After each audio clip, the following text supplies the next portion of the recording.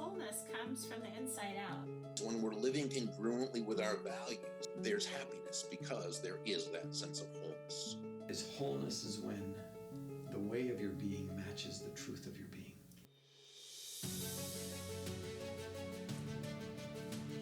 Jennie is a longtime friend and hero to me and to the special needs community. She has paved the way for so many families with special needs, advocating for their necessities and desperately needed programs. Today, she shares her unique story, the good and the difficult, and gives real-life advice for how we can do our part to create wholeness within this community.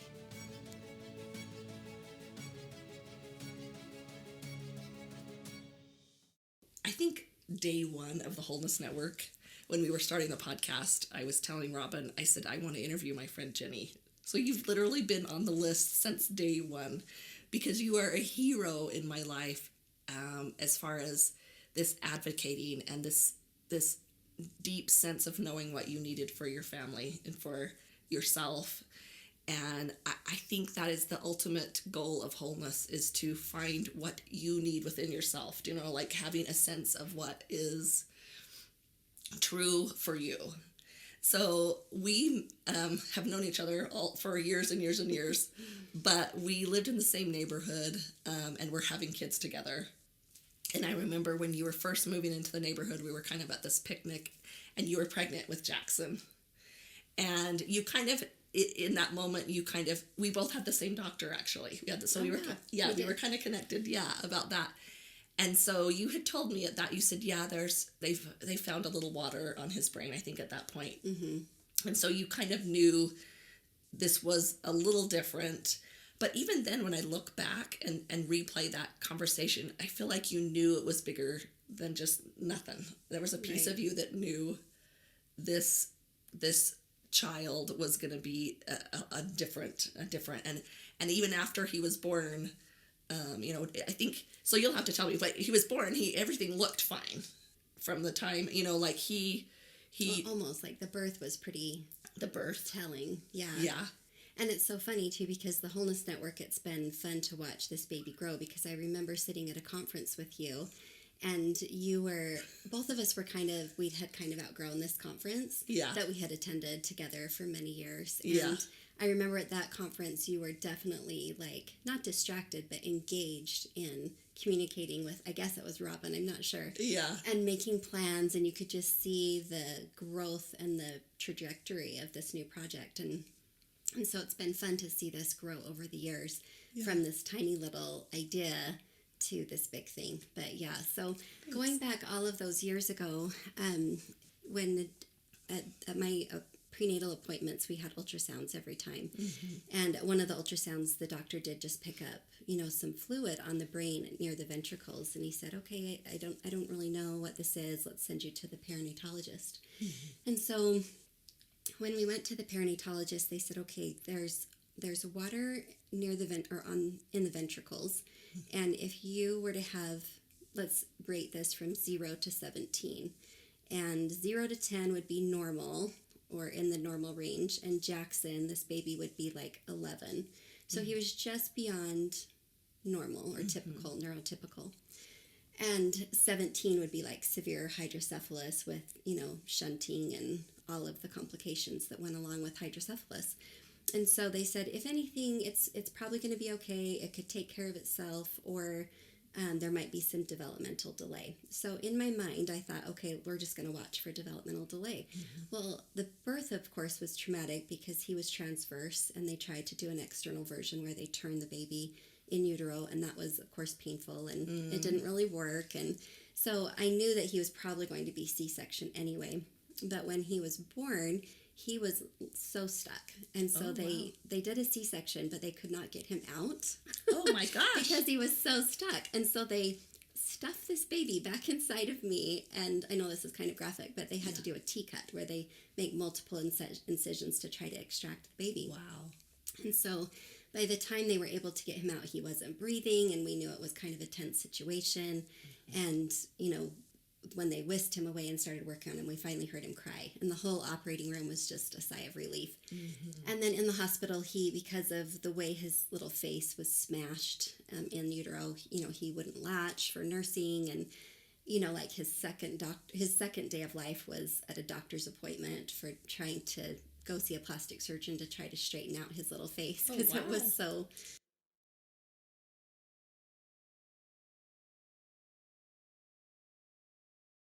off kilter because or it wasn't asymmetrical because of the way he was smashed.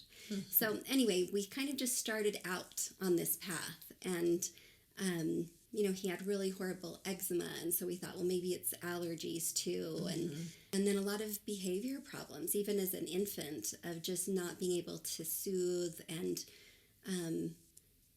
at the time we just thought, oh, he just can't handle loud spaces like church or family parties because it's just too much for him.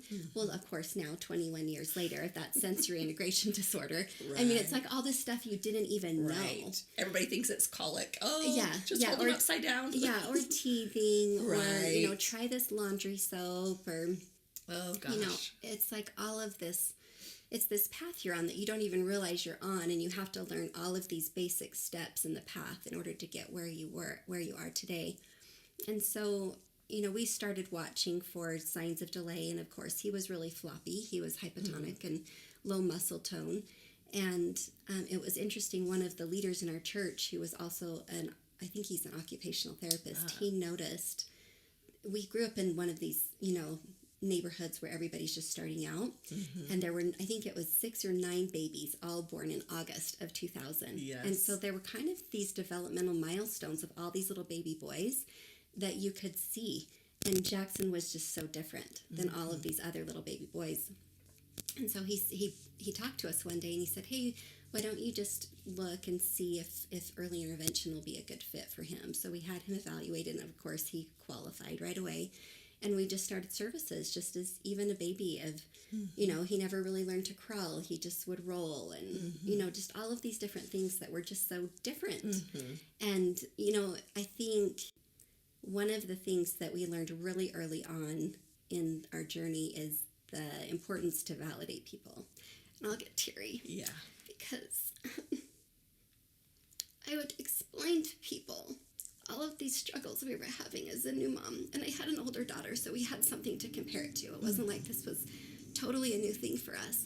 But I would tell people these really weighty things on my mama's heart. And they would say, oh, don't worry, my kid does that too. Or don't worry, it's just delayed development. And don't worry, they'll catch up. And, it was just always don't worry. But I think you have that internal knowing as a mom of what you're facing. You don't know the entirety. Right. You can't see the end, the beginning from the end. I mean, the end from the right. beginning. Yeah. But you understand that this is not, it's not the same. Right. And so I think that's a lesson that I learned early on, is to hear people and understand where they are. You don't have any point of reference for what they're telling you or the information that they're telling you, but you can listen and not dismiss or try to fix. One thing that's come out in recent years is this really awesome video of this woman that has a nail in her head, and she's sitting there talking to her husband. It's like in her forehead, and she says, I don't know what's going on. I just have this pain in my head, Yes. And he's like trying to tell her that she's got a nail in her head, and she just says, why don't you just listen to me, Yeah. And it's that whole thing of just listen to people. You might see what they don't see, but just listen and just validate. So, yes, that was the beginning of a 21-year journey. He's Jackson's now 21 years old, and we've had a lot of lessons that have taught us a lot of things. Yeah. And, in some ways because of his diagnosis. So anyway, that was when he was born, but then he was finally diagnosed when he was about 7 or 8 with a rare genetic duplication. It's called 7q11.23 duplication. And when they mapped the human genome, they stopped naming syndromes. So there's like Marfan syndrome or Down syndrome or, all of these syndromes. But once they mapped the genome and they could see if you have a deletion or a duplication on any of your chromosomes, there's just too many, and there's also too many combinations. You could have a duplication here, and another one here, and so they just call it by the names now. Right. So we just call it 7Q for short. And then he is also on the autism spectrum, and he also has anxiety disorders and an anxiety disorder and sensory integration disorder, depression, and oppositional defiance disorder, which is a real fun one. That's like yeah, it's real fun. So when he was young, and when people would tell you, oh, it's just, was that a roller coaster a little bit? Because was there a piece of you that thought, oh, okay, and then you would get to a crash, or did you always know, no, that's not right?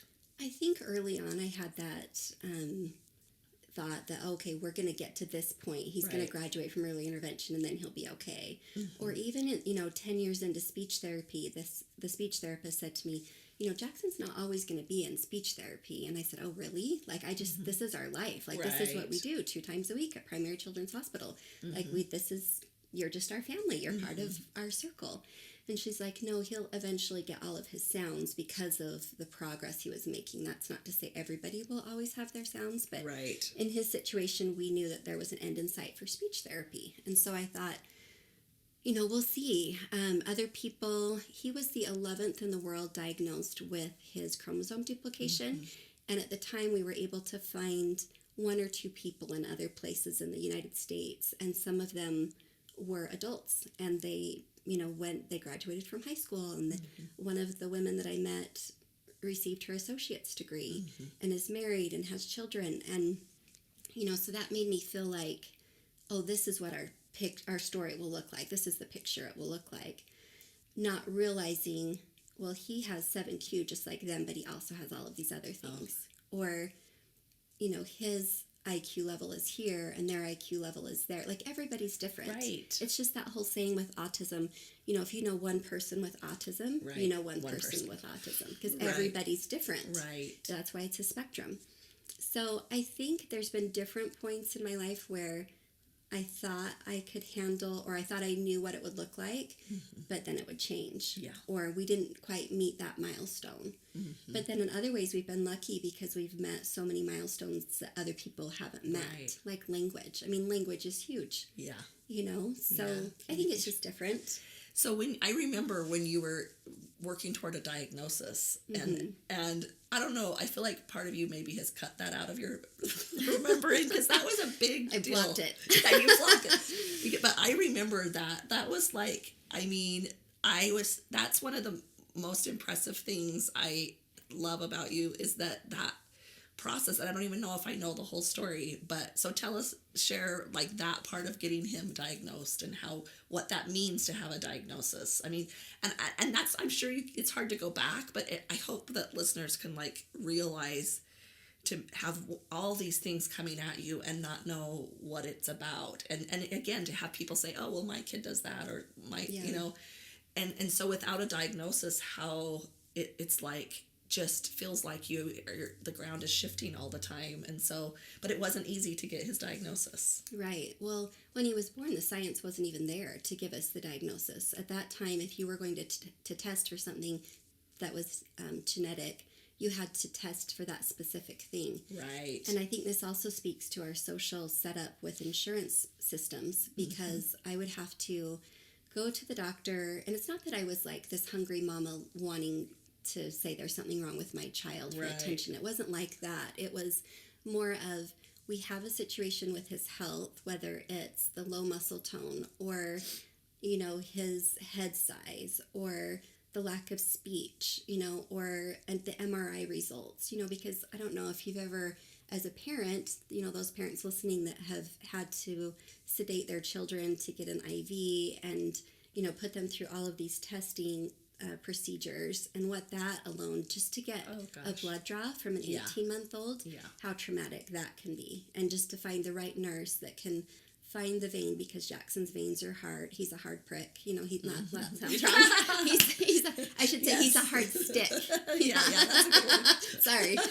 He's a hard stick. And so, you have to warm up his arm in order to get the stick. And it's just, there's a process to everything.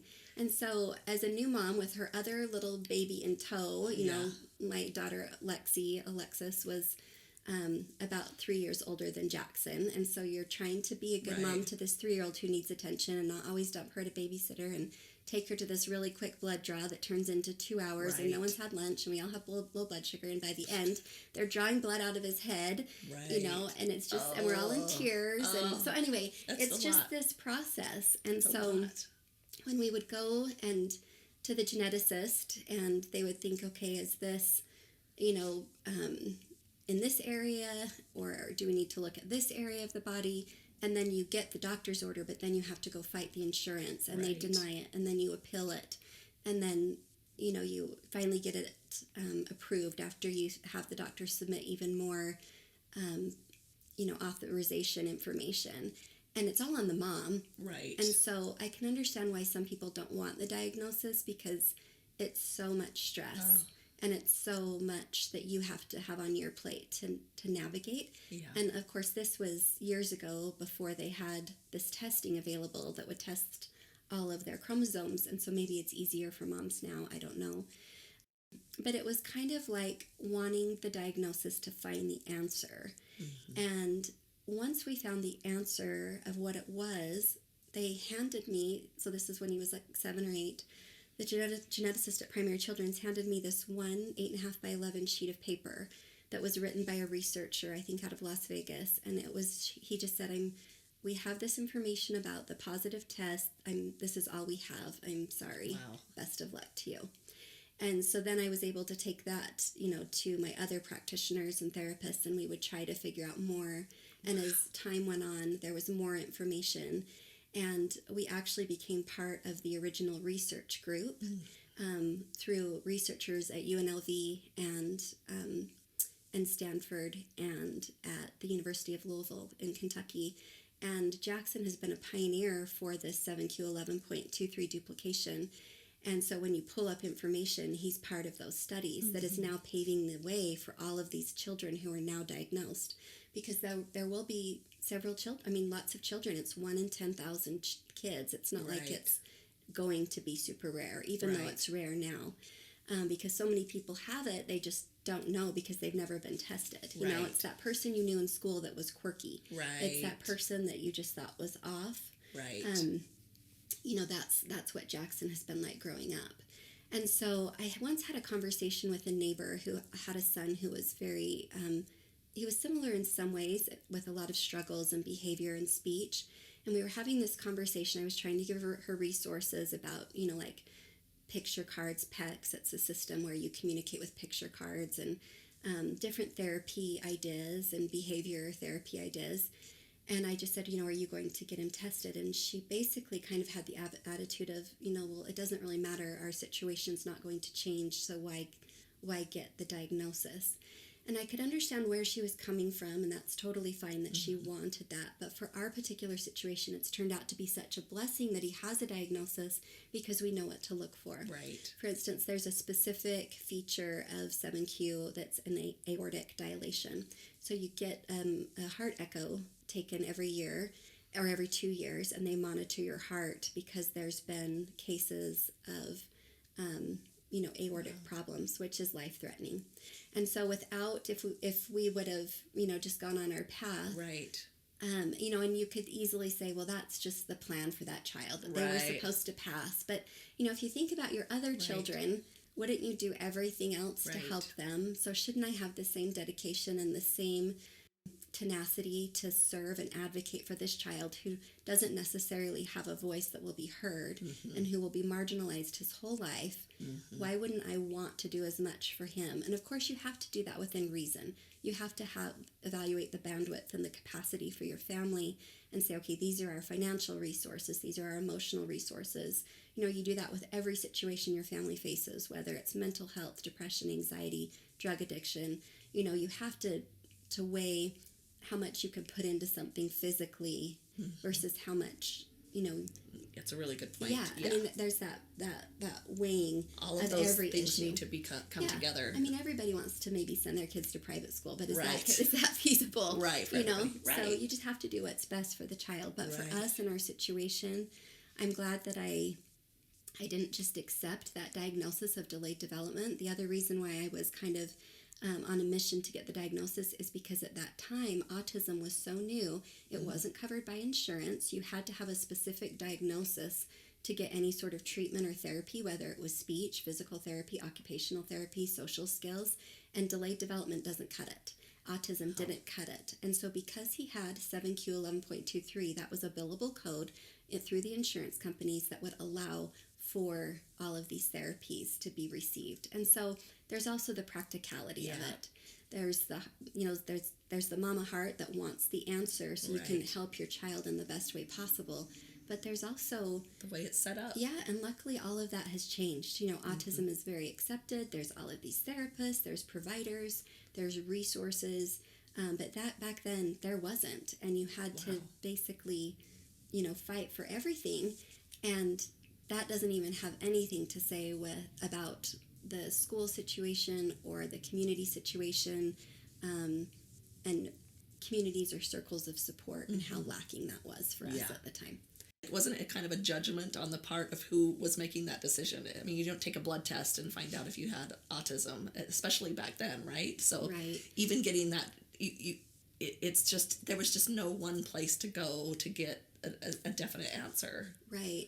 You would go to see a psychologist and or a psychiatrist and do all of the testing, and answer the questions. And if you hit so many out of 13 or 12 or whatever the number was, I don't recall, then you were considered on the spectrum. And back then there were things that were called Asperger's syndrome. And then there was PDD-NOS, which was pervasive development, not otherwise specified, which means that you have a little bit of autism, but you're not like Asperger's where, you can drop the matchsticks and, and count all the matches on the floor. And so a lot of people, their only reference for autism at the time was Rain Man. Yeah. And people that were, really smart and, but PDD-NOS incorporated a little bit more of a spectrum. And then I don't remember how old Jackson was, but they changed the DSM-5, which is the, the categories of mental health. And they just put everybody on a spectrum, which is so helpful because, again, one person, one person. Everyone's different. And not everybody has amazing math skills. Jackson does have a lot of amazing capabilities. For instance, his memory, it's practically photographic. Wow. He can remember what we were doing, what I said, where we were, who was upset, what we had to eat. Not specific for every situation, but the details in his recall is remarkable. Wow. Which is also interesting because 7Q11.23, the main two issues with that is related to speech. And so he has great receptive, he can understand, but expressive is a struggle. And so even now at 21, he could tell you anything about politics, which is so funny. I've become very independent, I will say. I don't claim a political party, but let's just say I support a lot of programs that support people with disabilities because I see people who are marginalized and they don't have a voice. And so I need to advocate for my son. And he has latched on to very conservative viewpoints, which is so funny, and kind of the opposite of what he needs for his programming. Right. And he can tell you anything about DACA or anything about, the border security. And he has great expressive language about all of these things that interest him, or the space program, or, China, or anything like that. But if you want to break his chain of thought with his speech, and ask him a specific question, then it kind of derails everything. And he will say, well, I don't know, or I'm not quite sure. So that's played into his education too, because he's been able to progress quite a bit with his education, but because he's so articulate in some things, it fools people to think where he really is on his IQ level.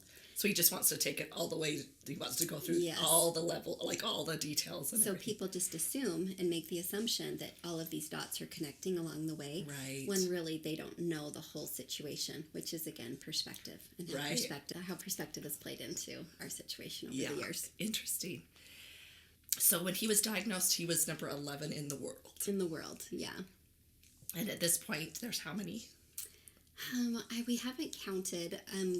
Another mom and I started this nonprofit group. It was called Duplication Cares. Another mom filed all of the paperwork, and then I ran the organization for about 10 years, and we had a national conference back in Washington, D.C., and have made all these connections with researchers and tried to connect families throughout the world, because really, when you are handed the diagnosis, you're going to be the only one in your neighborhood. Yeah. There's just nobody. Like, I never felt like I fit into a group. Right. I didn't really feel like I could be part of the Epilepsy Foundation or the Down Syndrome Association or whatever it is. I didn't have community. And Jackson has never had community by himself.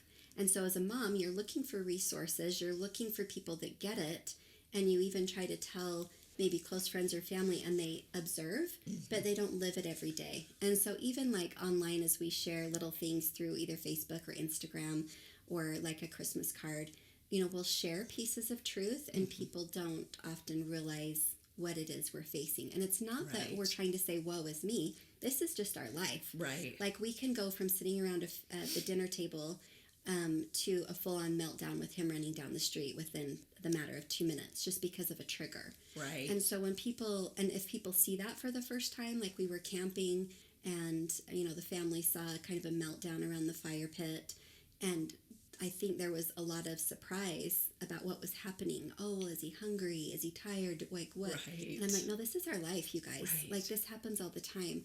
And those moments would put me into tailspins for a lot of years, because I was processing the trauma right there with Jackson. Right. And the family, the kids, all have PTSD because of the way our home has been for years. Yeah. And we've all tried to like walk on these eggshells and not trigger Jackson, but at the same time, for a variety of reasons, whether it was therapy wasn't available because of insurance, you know, so behavior therapy wasn't really a thing back then. Wow. Or you didn't qualify, or Jackson was too old for a certain kind of therapy. He really did miss this window. Wow. With autism, there's therapy called ABA, Applied Behavior Analysis, and that was all kind of after Jackson went through it, you know, and there's probably tools that he could even utilize now with that, that would benefit him. And also just socioeconomic. We didn't really qualify for a lot of these services, which is a double-edged sword. Don't get me wrong, we're so blessed. Right. We have so many resources to help him, but at the same time, he's never qualified for systematic approaches that would have been more beneficial for him too. Wow. So they've decided that he doesn't deserve that because you should be able to afford it. But is there a way for you to even could you even pay for it? Well, like at one time there was medication that could help him. It was a brand new medication, and it was $600 a month. And so at that point in time, with where we were in life, that took a lot of our expendable income just to pay for the medication. Wow. And then you're also paying for therapy on top of that. You know, and this isn't even, I mean, we have it easy. We aren't dealing with feeding tubes or replacing wheelchairs or, you know, having to pay for in-home nursing, you know, all of those things. Right. But then a lot of people that do have those things also qualify based on need. So Jackson, not necessarily financial need, but need of the child. Right. And Jackson's always been high functioning enough that we haven't really hit that point. So for instance, there's a waiting list for services in Utah. That's where we live. And it's called the Division for People with Disabilities, and it's called DSPD. It's funding that allows for respite care, so parents can get a break, or, you know, there's benefits that, I mean, I honestly don't even know everything that it covers because we've never had access to it, whether that's nursing services or respite care where people come in and work with your child, therapeutic services, those types of things. But we got on the waiting list, and when Jackson was, I think, 1,200 when he was really severe with his mental health, about age 14 or 15. And now we're at, I think, 2,700 or 2,500. Wow. I mean, we just keep going further down the wait list. So until things change with Utah's legislature and funding and the way that the Medicaid program works in Utah, we'll always be on the waiting list. So tell us how those programs would help. What would those things do? So when I was having a really hard time, like I remember Jackson would leave for school, and it was a struggle even to get him out the door. Right. Just behavior, just getting him to the bus. He was totally overwhelmed with his own life and his rigidity and what he wanted versus, you know, the schedule of getting ready to go to school. Right. And it's not like we've been, hardcore demanding parents. We've been, we have structure, we have routine, but we also have enough flexibility because we understand the situation. So it's not like this is a really tense. He's not a discipline problem.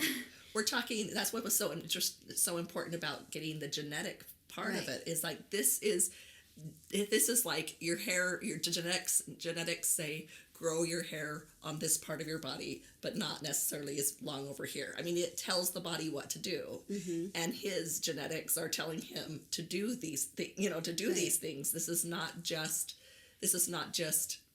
him haven't learned it enough. Right.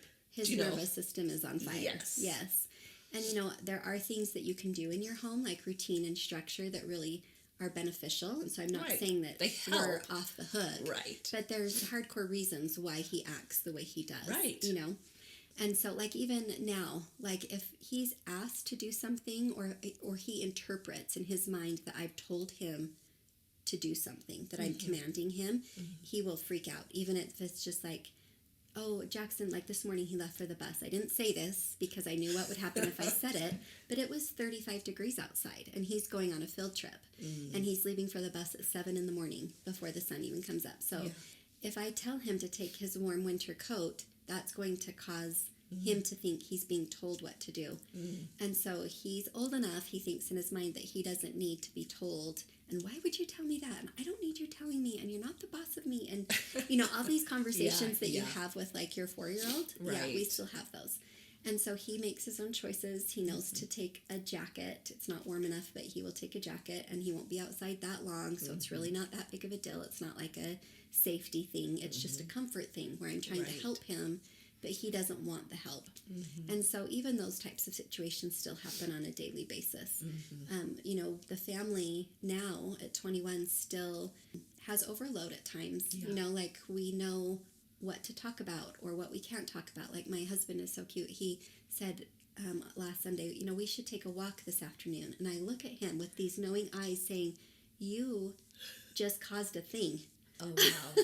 Right. Because now, if we don't take a walk, if something changes in our day, and we don't take that walk, it's going to be a thing. Wow. And there's going to be a meltdown. And so, he did. He ended up having to take him for a drive. Yeah.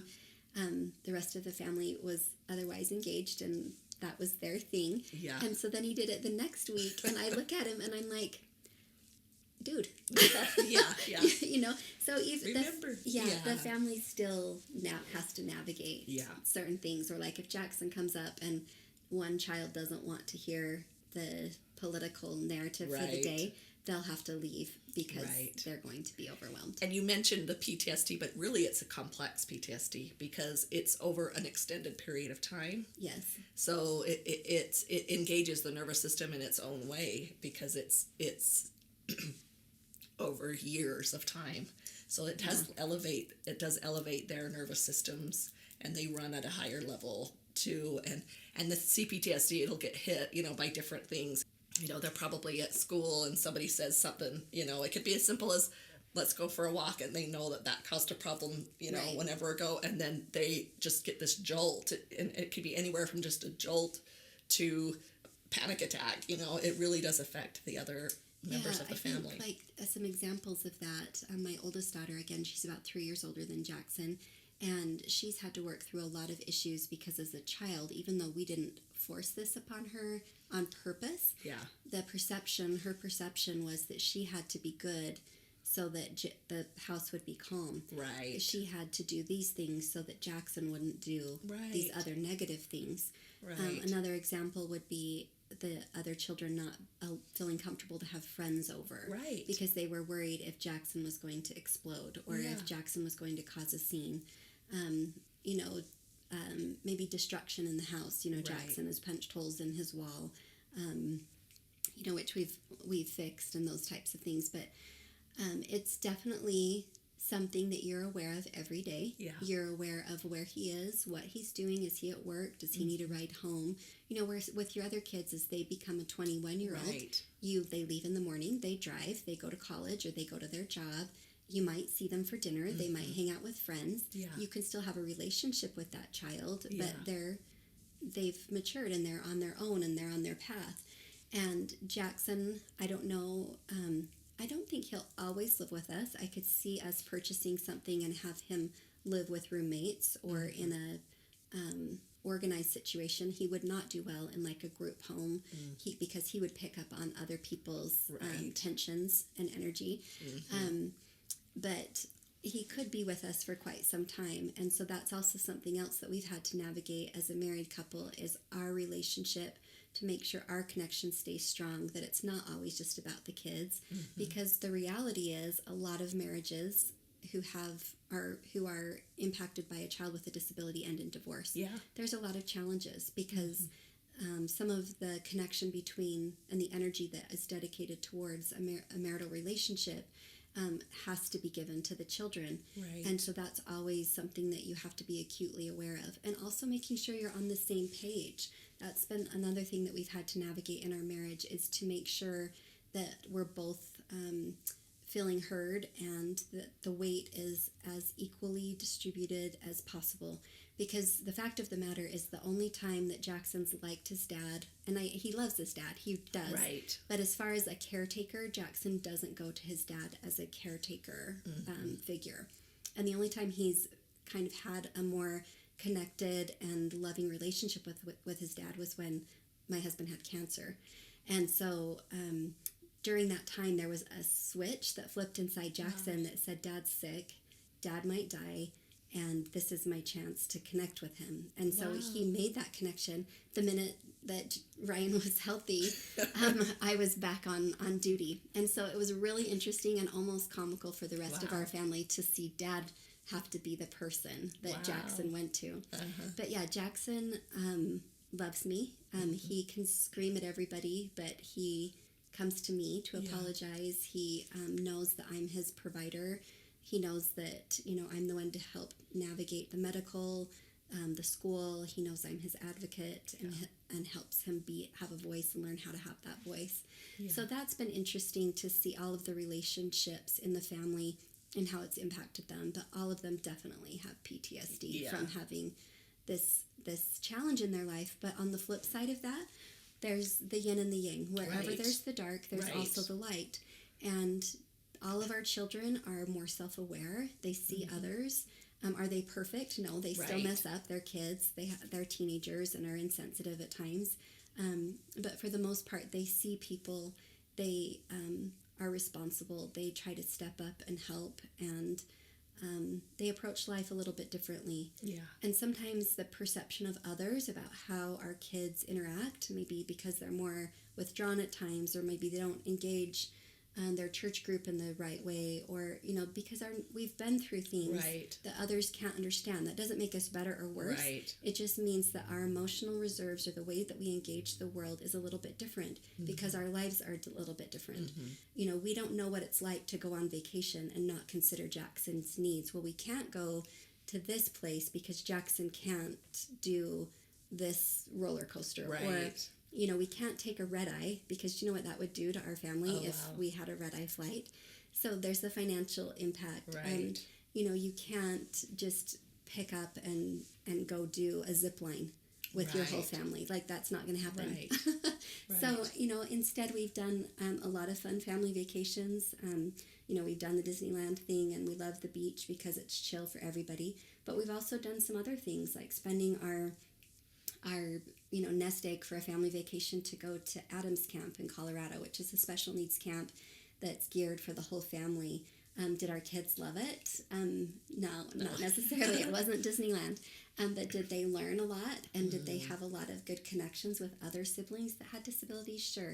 We've been back to the National Institute of Health and taken a week of vacation to be part of a study. And at the same time, been able to see some sites in Washington, D.C. But what other kids know all about MRI testing and being the what is it called in a test when you're like the neurotypical person and you're being evaluated against them. There's a word for that. I'm losing my thought. But, going back to NIH, or going to Montana to see a specialist, or flying to Kentucky to see researchers, that all takes time and resources. And so our families had to adapt in a lot of ways. Yeah, and your kids, they are amazing, and you sense that they have a higher understanding of humanity because of what they've been through. For sure. It's impacted their viewpoint and how they look at the world for services for people, both politically, community activate. What is it called? Community Activists. Yes, Yeah. sorry. You know, just the way they see the world and how people are viewed. Yeah. That it's not, if you're on Medicaid, it doesn't mean you're lazy and you don't want to have a job. Medicaid actually is services for people that, you know, Jackson works. Jackson works at McDonald's, and he also works at Lagoon, which is an amusement park here in Utah. And he works 6 days a week. He likes to have something to do. We call it an outing. Like if he has a day off, he likes to be home and have his alone time, but he also has to have an outing every day, whether that's, you know, a milkshake or, you know, ice cream or, you know, going somewhere. Right. And so the kids are all aware that they need to help with the outing every day. Yeah. But Jackson is a contributing member of society, but the fact of the matter is he can't live on that wage. Right. It's not enough. And so we are providing for his needs, but I'm not going to live forever. Right. And so there has to be safety nets in place for people that need these services. And I will be a voice for those services and figure out how my excess can help those that are, you know, rather than me going on one more vacation, how can my excess help people like Jackson? Yeah. That's one of the reasons why I wanted to talk to you too, is because I think, you know, that most of humanity is probably a bunch of round holes. And so it's hard when you are a round hole to really understand what some of these square pegs are going through. People that come to, you know, energy work usually have exhausted every other avenue. And there just needs to be some compassion for the journey that we've had to take to once we get to this point. Because I think we think of the other, that square peg, other, as, you know, we don't understand the day-to-day. And that's why I wanted you to speak to that, because it is a day-to-day, you know, encompassing experience. It's not something that you just move through, check off the list, and are done. Right. And you have done so much to get him to where he is, and it's still not a happy-go-lucky. You know, you didn't fix anything. Right. We've and so learned to exist, and there's how many people are there that didn't get to have the opportunities you did, and how they're, you know, what they suffer with or what they don't understand. Your vocabulary, I mean, you know, you've had to go through some things when you know the vocabulary that you know. You know, you don't just learn that as a hobby. This has been probably your full-time job. Yeah. A couple of things. I think as a mom, and knowing like what I had experienced earlier in my life and some of the traumatic experiences I had growing up, I was always acutely aware of what I was lacking, whether it was physically, social, financially, emotionally. I just always felt like I knew, okay, I need to work on this. And so when I had Jackson and started going down this journey, and it was getting harder and harder, even though we had answers and more therapy and more resources, it was still getting harder and harder. And I thought for many, many years, oh, I have this in my life, this challenge, because this is what I need to grow because I'm so lacking. Oh, wow. This is teaching me. I suck so much as a mom. Very common thought that process. I need this really hard child to teach me so that I won't be so deficient as a mother, you know? And it took me many years to understand, no, I am whole the way I am. I was born whole. Jackson was born whole. This is circumstantial because there's some genetic duplications and deletions that are just that, genetic. They're passed on from mother to child or father to child. And in our situation, it was an anomaly. Yeah. It was just a rare occurrence. Yeah. And so I know, and I have a knowledge that, or a belief that, you know, these things are to teach us, but I always wondered, why does our lesson have to be so hard? Right. And it's not that I didn't acknowledge other people's hard, and I just knew that they were different, but ours was so hard all the time. Yeah. You know, like other people might have problems in their marriage and they work on it and then it's better. Right. Or they might like have financial problems and then somebody gets a better It's job. a roller And coaster. yeah. Like ours is just a chronic hard. Yes. And it's not that like, look how awesome we are because we get this really hard thing and we're trying to nail it. But it's just, it's been so, I mean, it's just hard to convey how hard Right. it's been, and so exhausting on every level. Yes. And so once I was able to make peace with that part of my psyche and my nervous system and try to calm that, Yeah. it opened me up to be able to help others and to better help Jackson and to better serve my family. Like I remember a church person coming to my house and explaining how this other person needed this little thing, but it was becoming this big thing in their mind. Yeah. And then to me, I was like, oh my gosh, can they just like Right. figure that out? Like, do they not understand that we're just surviving over here? Like I'm Right. white knuckling it Yeah. every day. And so I didn't have the capacity Yeah. to serve others in the right way or have the right mindset because I was in trauma all the time. Yeah. And so once we were able to get some tools and some resources to help with our own trauma, we're more calm. We're more at Yes. peace. We have better perspective. But we had to seek out those tools. Yeah. And you know, we've been part of Western medicine from Right. prenatal days. Right. Like we have seen every specialist, done every test, like seen and spent money on therapy. He's been on every antipsychotic. Like we're never not trying to help him. And again, Yeah. it's not that we're trying to heal him because right now you can't change DNA. Right. And that's a whole other ethical issue. Right, As right. should you change DNA, right? Right. But it's not about that. It's more about just trying to survive and not white knuckle it every Right. day. And that's what we were trying to do. And so once we got to a point where we had literally seen everyone and the only resource we had available to us was talk therapy. And here you have a child that has Right. an expressive language disorder, so talk therapy is not really going to work for him. Right. We started looking for other things. And I think you have to be to that point where Yeah. you're open to it and you have a mentality that, well, sure, I'll try something. And it's not that we ever expected healing. I know that Right. right now energy work, especially in certain cultures, is kind of a bad word. Right. And it's not, again, I can't change Jackson's DNA. I'm not Right. expecting healing. But I need to be able to endure my life Right. well instead Right. of with white knuckles every day.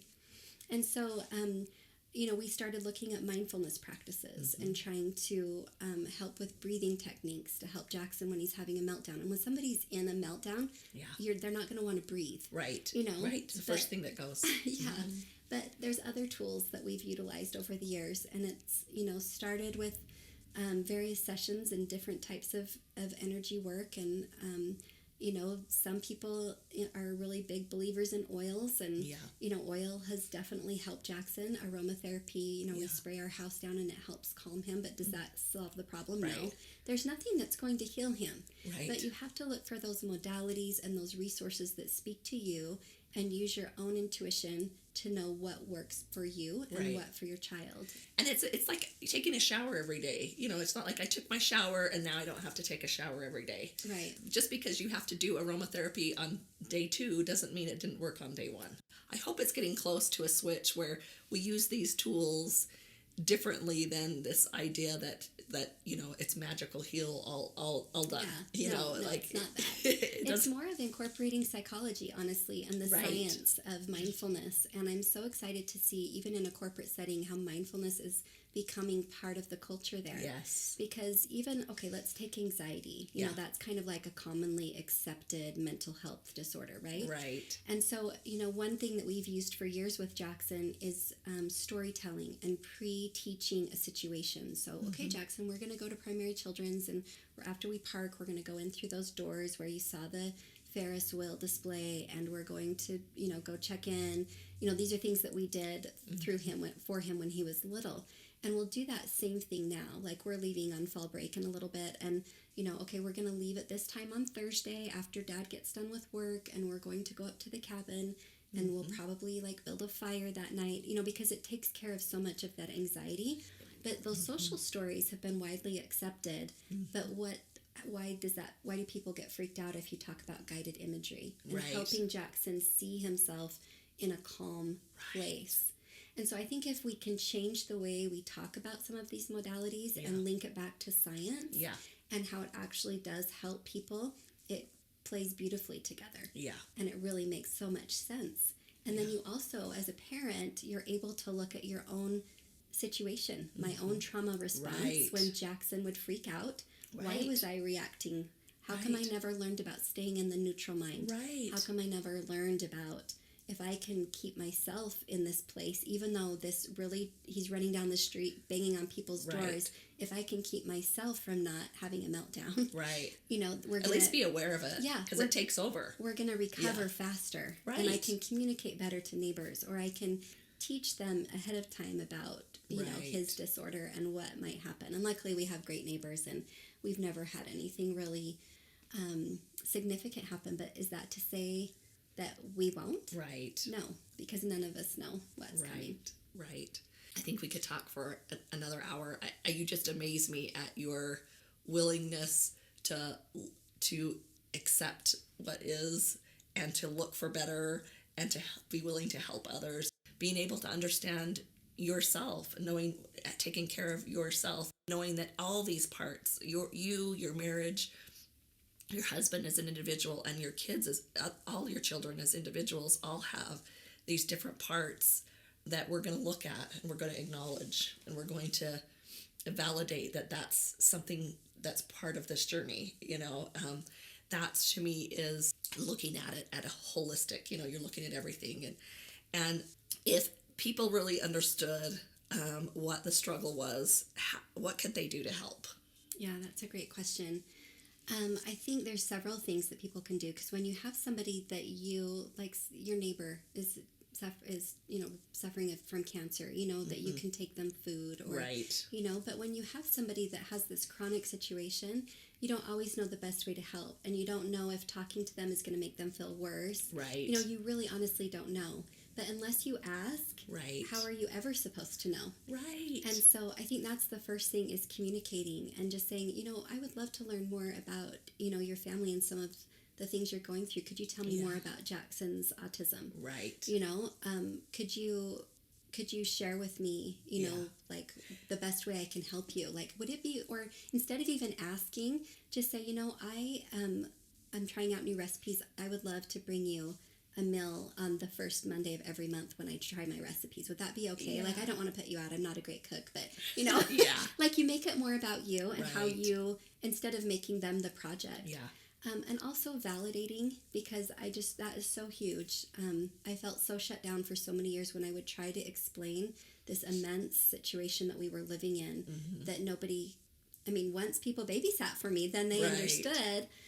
But that was hard too, to have people, their perception, think that maybe it was my bad parenting, or that we were just being dramatic. That was challenging. Yeah. I didn't want to feel like I had to prove Right. how hard our life was. Right. Like, that's a really crappy thing to have to do. Right. And so validating people, and also trying to shed your own judgment and your own perception. Like, I can look at you, Michelle, and I know you really well. I know all your children and your husband, and I could have a perception about you, but I don't live with you every day. Right. And so if I can just shed that and just say, I would love to go to lunch. How are you doing? Yeah. Like, tell me how you are. Right. And just caring for each other. Yeah. And not everybody has time and resources to care for each other in the way that they want to do it, but everybody has something that they Right. can do, whether it's bringing in my garbage can, or, offering to have Jackson come over for a play date. I remember one sister-in-law had, I think it was Jackson Mondays or something. Our elementary school was right by her home. And for a period of time, she had Jackson come over on Mondays. And she had several kids of her own, and she was a busy mama. But it was just somewhere for Jackson to go. He's never had any friends. Yeah. Like, it was just looking for ways Right. to engage. Another experience, we had a birthday party for him in a young neighborhood, and nobody showed up to his birthday party. And I know all the other moms were busy too, and they thought, well, our kid doesn't really know Jackson. Right. But it was just looking for ways to be inclusive. So I think looking for ways to be inclusive, looking for ways to not marginalize people. The world is getting so much better. Like, I feel like people are really trying to be inclusive for people with disabilities. But that's not everybody's Right. experience. I think that's something I really want to emphasize. So normally we say, how are you? You know, and we have this construct in society where the answer is Fine. fine. I'm not going to tell you. Right. But what if we change it? What if we say, tell me about? I loved what you said that. Yeah, tell me about Jackson. Tell me more about that. Yeah. Tell me how your day is going. Yeah. Shifting those small little things where when you know someone's got a heavy plate. Yeah. To move in. And so here you are, you've got this heavy plate. So on the record, if somebody comes into you and talks to you about it, does it ruin everything in your life? So I think there's this fine line. Right. But for the most part, when people engage us and ask us questions and want to know, and we can tell they're from a genuine place, it's awesome. And we also have a really thick skin. Yeah. So that a lot of times those questions don't ruffle us, and I'm thinking, wow, if I asked you that, you would freak out. Right. But I think it's a give and take. But it's a curiosity versus a, there's sometimes we ask the question, and really it's more about, how do I prevent that from happening? You know what I mean? It's like, what did you do so that I can prevent this over here? Believe me, this was not part of my life plan. Ryan and I were sitting in we were high school sweethearts, and we were sitting in a high school child development class. I still remember it. They had a panel of parents come in who were parents of children with disabilities. And after listening to them, I think one had a significant chromosome challenge, and then one had fetal alcohol syndrome, and one had Down syndrome. And I just remember thinking, very clearly, I do not want to do that. Wow. That is not my thing. Right.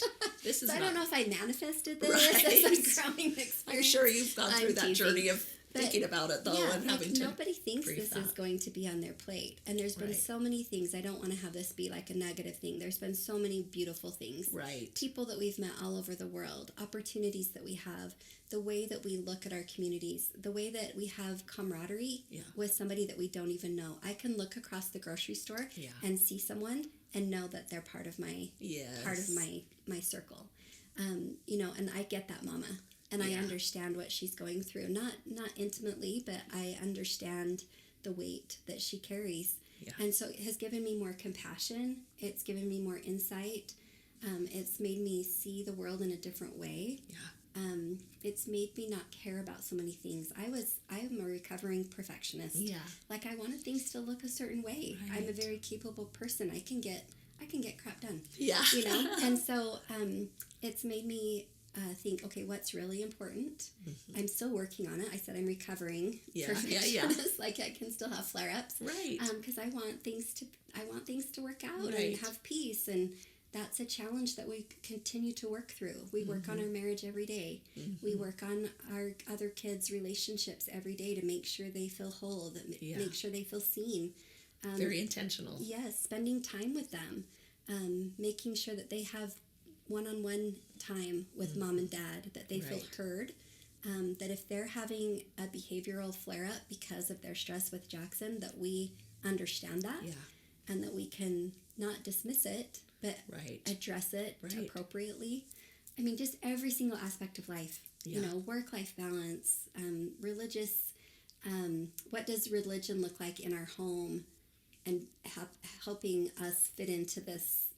I don't even know if we want to go there, but it's just different. The way we view religion, the way we view the universe, heavenly parents, do we just have this broader perspective? I think for so long we lived in this really linear world where you do this and you do this and you did this.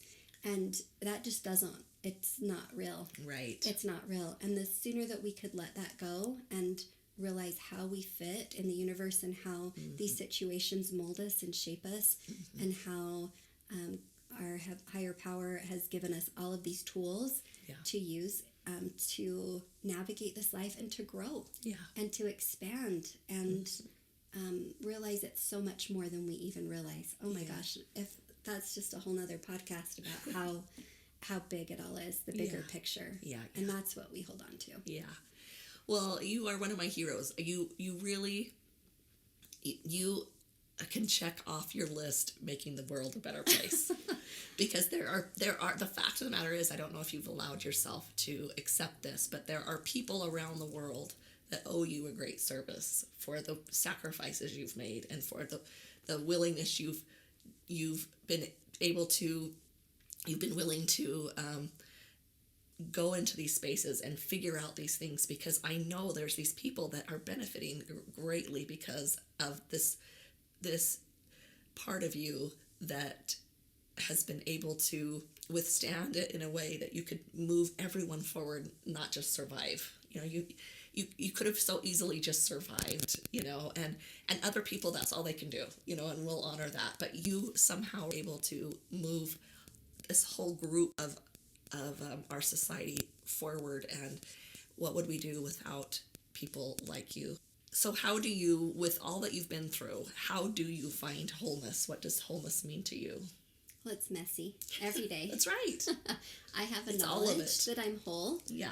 But there's parts of me that I want to refine, and that I want to expand and grow. Yeah. So I'm whole to begin with, but I have work to do. We all do. If we didn't, we wouldn't be here. Yeah. And it's messy, and I might have been a trailblazer in some areas, but I'm also riding the coattails of other mamas who have gone before me, and I give them their due credit, and I also give grace to those people that are in the trenches still trying to figure this out. And one day, some days I'm back in the trenches, Right. and other days I'm dusting myself off. But wholeness is about that inner knowing that you are just part of a bigger picture, and you're a piece, and you have value, and you have worth, and that divinity that's within each of us is real. And when we can, I know that sounds just like a little fluffy thing. I know. You have to really feel that. Right. And so you have to do the work to feel that Right. within Sometimes you. it's- Otherwise, right. it's just words. Right. And doing the work every day with those around you, whether it's your community, your family. And it's not that you have to do it to exhaustion, because everybody Right. needs peace. It's just learning to have that peace and that Right. every day. Every day. Because when you can lower that, lower that intensity and just be, it's a beautiful thing. Yeah. And when I can tell that my vibration is high, then I'm able to help Jackson better. When I can raise that, I'm able to serve more. I'm able to be more at peace, even just calming myself Within down yourself. to feel like I don't have to go and do all these things right now. Right. It's okay just to be. Right. And that's wholeness to me. We invite you to thewholenessnetwork.com, where you'll find the Wholeness Library. Inside, you'll find tutorials, downloads, mini classes, and all sorts of streaming content for you on your wholeness journey.